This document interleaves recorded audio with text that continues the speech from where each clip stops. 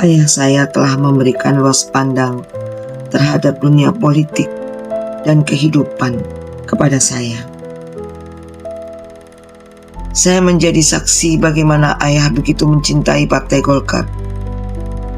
Juga banyak tokoh-tokoh Golkar Jember saat ini mengenalnya sebagai sosok yang begitu mencintai Partai Golkar. Sebuah kecintaan yang membawanya menempuh pengalaman politik yang manis sekaligus pahit. Sebagaimana sebuah kutipan dalam salah satu novel favoritnya, cinta itu indah, juga kebinasaan yang mungkin membuntutinya. Orang harus berani menghadapi akibatnya. Ayah menjalani kalimat itu bukan sekedar sebagai bacaan, melainkan sebagai sikap hidup. Ia menerima kemenangan itu tanpa berlebihan dan menanggung kekecewaan itu tanpa kehilangan kesetiaan.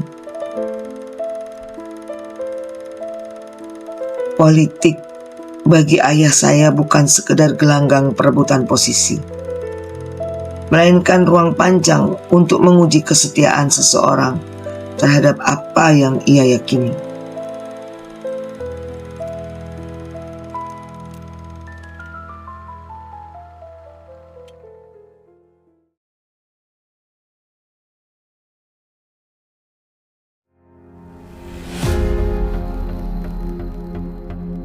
Indonesia, awal tahun 1960. Politik nasional bergejolak, pertarungan ideologi memecah kekuatan bangsa. Di tengah situasi itu, lahirlah sebuah gerakan bernama Golongan Karya. Bermula dari gagasan dari 3 tokoh nasional, Soekarno, Supomo dan Ki Hajar Dewantara. Ketiga tokoh ini mengajukan gagasan integralistik kolektivitis berbasis golongan fungsional yang kemudian diubah dalam bahasa Sanskerta menjadi Golongan Karya pada tahun 1959.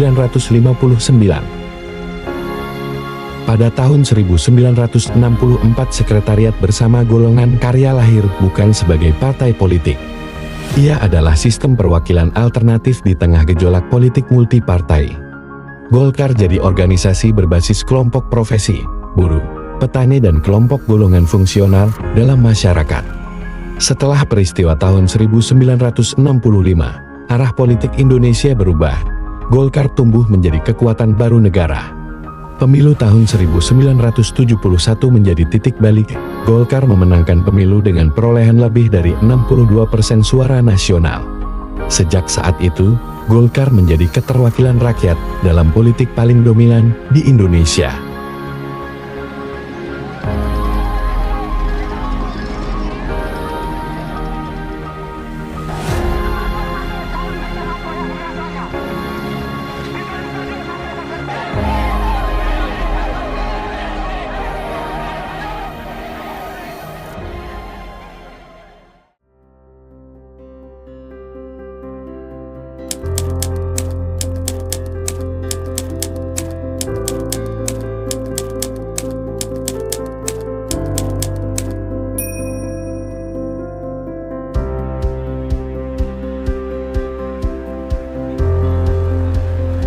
Pada dekade itu, kita mengenalnya sebagai masa pembangunan.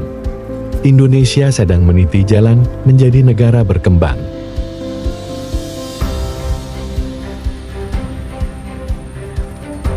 Pembangunan dilakukan secara besar-besaran. Trauma konflik ideologis berdarah yang memecah belah dikesampingkan, bukan dilupakan.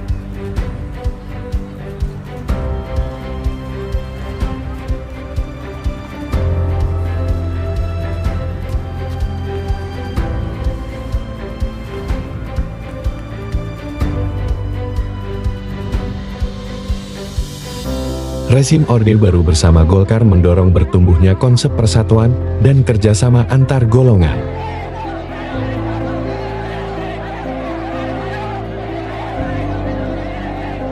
Pada masa itu, Partai Golongan Karya telah berubah menjadi sebuah kekuatan besar. Termasuk juga Golkar berkontribusi dalam setiap gerak langkah pembangunan yang dilakukan oleh pemerintah. Selama masa itu, tentu ada yang sejalan. Tapi tak sedikit juga yang berlainan. Tapi demikianlah demokrasi. Suatu konsep yang oleh Golkar dalam perjuangannya dijadikan azas dan pondasi.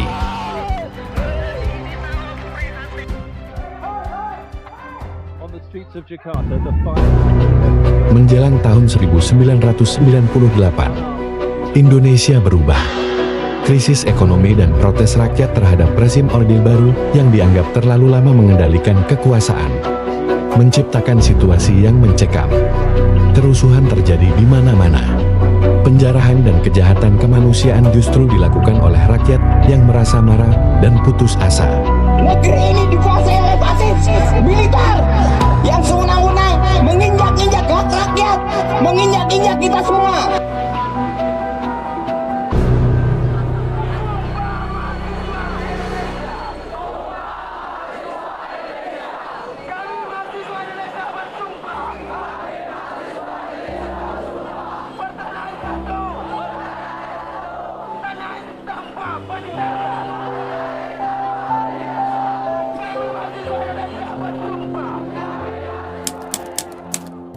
Saya memutuskan untuk menyatakan berhenti dari jabatan saya sebagai Presiden Republik Indonesia terhitung sejak saya bacakan pernyataan ini pada hari ini, Kamis 21 Mei 1998.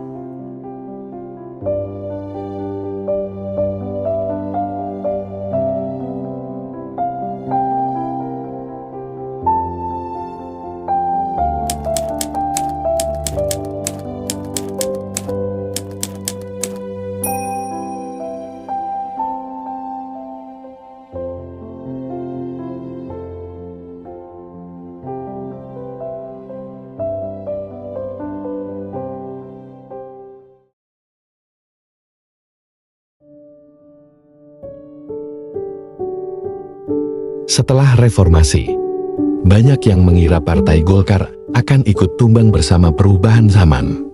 Namun sejarah berkata lain.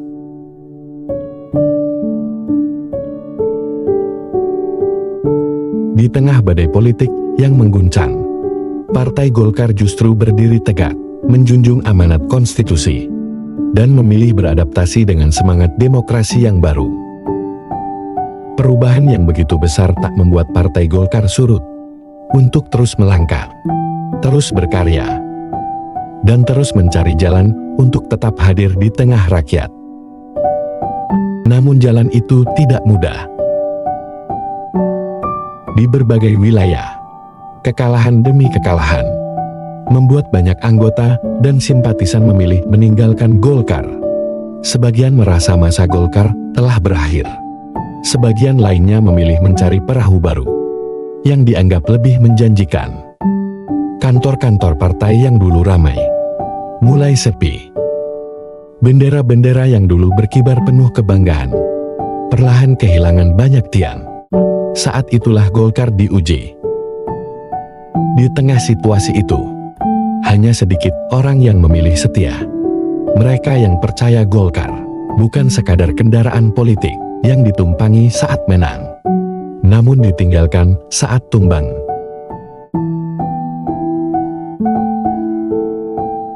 Di Jember, sebuah kabupaten yang jauh dari hiruk-pikuk ibu kota, sosok kader setia itu adalah Mahmud Sardjojono, Ketua DPD Partai Golkar Jember periode ketiga, setelah kepemimpinan Sariing dan Giman.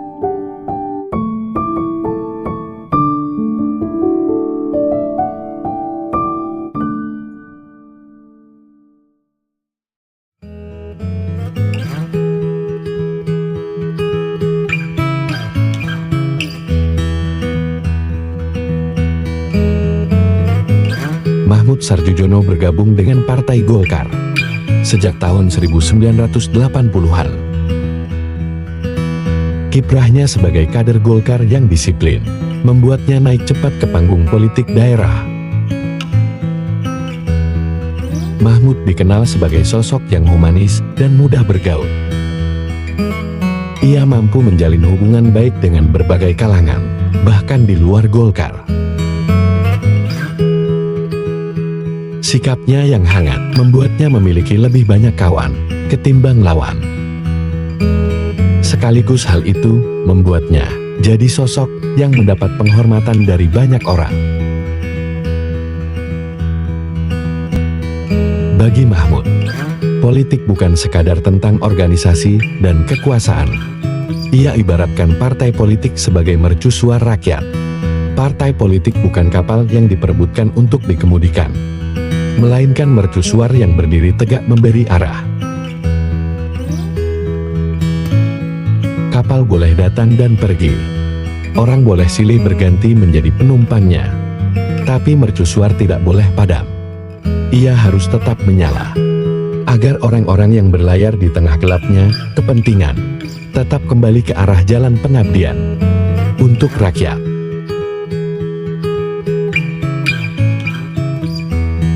Perjalanan politik Mahmud tidak dibangun dalam semalam. Setelah bertahun-tahun mengabdi sebagai kader, ia mendapat kepercayaan menjadi anggota Dewan Kabupaten Jember pada tahun 1992. 3 tahun kemudian, tepatnya pada tahun 1995, ia dipercaya memimpin Partai Golkar Jember. Pasca reformasi, saat banyak kader memilih meninggalkan Golkar, Mahmud tetap bertahan, menjaga organisasi, dan memimpin partai melewati masa-masa paling sulit dalam sejarahnya. Keputusan itu terbukti tidak sia-sia. Di tengah perubahan politik yang begitu besar, Mahmud tetap mendapatkan kepercayaan langsung dari rakyat dan terpilih menjadi anggota Dewan Kabupaten Jember selama 2 periode pada era pasca reformasi. Mahmud Sardjojono memimpin Golkar Jember selama 10 tahun, dari tahun 1995 hingga tahun 2005. Bagi banyak kader, masa itu bukan sekadar masa kepengurusan, melainkan masa kejayaan Golkar Jember.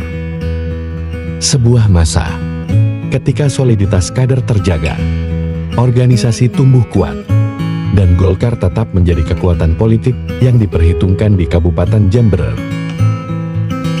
Hingga hari ini, nama Mahmud Sardjojono masih dikenal sebagai salah satu pemimpin terbaik yang pernah dimiliki Golkar Jember.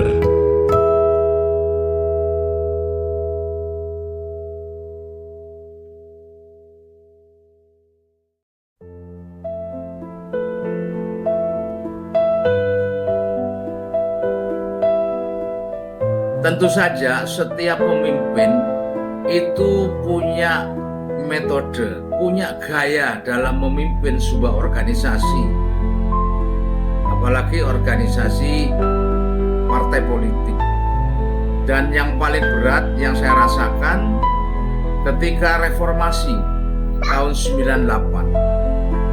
Itu Jember menjadi salah satu kabupaten yang menorehkan sejarah perjuangan untuk tetap tegak lurusnya Partai Golkar ini, yang pada waktu itu di bawah kepemimpinan almarhum Bapak Mahmud Sardjojono, dan saya sempat menjadi sekretaris beliau. Luar biasa menurut saya, tanpa mengkultuskan atau menyanjung seseorang, Pak Mahmud itu orangnya sangat familiar sekali, ya.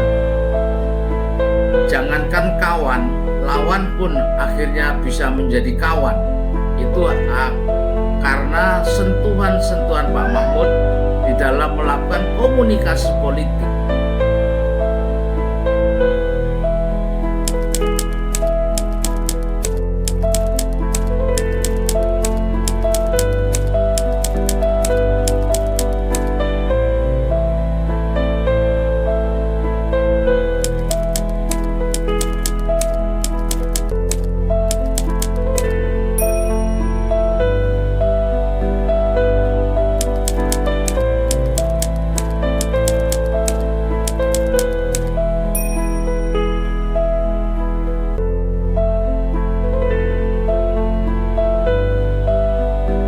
Saya selaku putra dari tokoh Partai Golkar Bapak Haji Mahmud Sarjono, di mana beliau menjadi panutan saya, khususnya di Partai Golkar.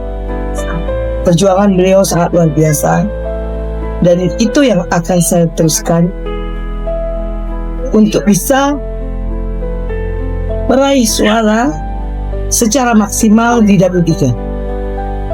Saya ingin merubah warna Golkar di Dapil 3 menjadi warna baru, menjadi warna yang seperti dulu ayah saya torehkan di situ. Saya ingin menjaga kekompakan, persatuan, persaudaraan, sehingga Partai Golkar suaranya bisa maksimal di Dapil 3.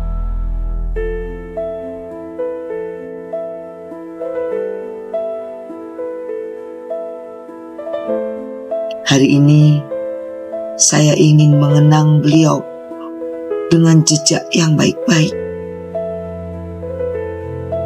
Sebab pada akhirnya setiap kehidupan akan dikenang bukan dari banyaknya pertengkaran yang pernah terjadi, melainkan dari niat baik yang pernah ditanamkan kepada orang lain.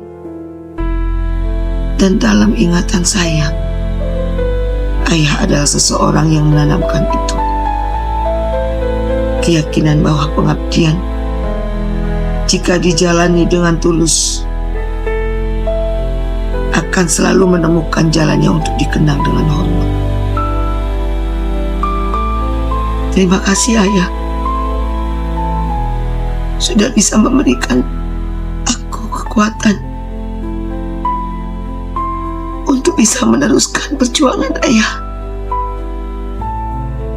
bisa berpolitik secara elegan, meluruskan kembali sebuah perjalanan yang mungkin dianggap salah, mengembalikan norma-norma yang seharusnya. Terima kasih ayah, terima kasih.